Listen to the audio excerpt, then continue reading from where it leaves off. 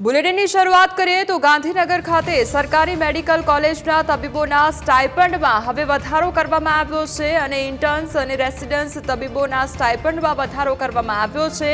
સરકારી અને GMERS medical કોલેજના તબીબોને લાભ મળશે તો મેડિકલ તેમજ ડેન્ટલ અને ફિઝિયોથેરાપી તેમજ ઇન્ટર્ન્સ રેસિડન્સ તબીબોને લાભ મળશે તો હોમિયોપેથી તેમજ આયુર્વેદિકના ઇન્ટર્ન્સ રેસિડન્સ તબીબોને લાભ મળશે। તો સ્ટાઇપેન્ડનો વધારો 1 એપ્રિલ 2024થી અમલમાં મૂકવામાં આવશે। તો સરકારી મેડિકલ કોલેજના તબીબોના સ્ટાઇપેન્ડમાં વધારો કરવામાં આવ્યો છે। તો અમારી સાથે હાલ સંવાદદાતા મલ્હાર જોડાઈ ગયા છે। મલ્હાર, જે ઇન્ટર્ન તબીબો છે તેમજ જે સરકારી મેડિકલ કોલેજના તબીબો છે તેમના સ્ટાઇપેન્ડમાં વધારો કરવામાં આવ્યો છે, શું વધુ અપડેટ?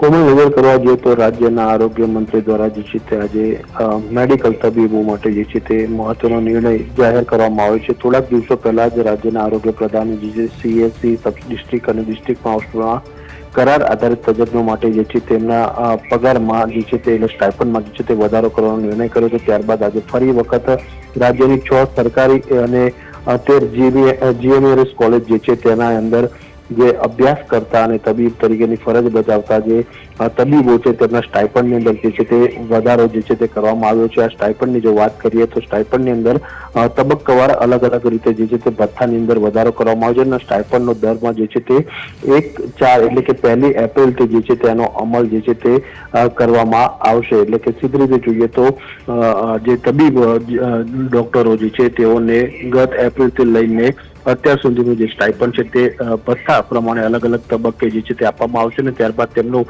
કાયમી સ્ટાઇપન્ડ જે છે તેમાં પણ સીધી રીતે વધારો કરીને રકમ જે છે તેમાં વધારો જે છે તે કરવામાં આવ્યો છે। જે મલ્હાર, સમગ્ર માહિતી બદલ આપનો આભાર।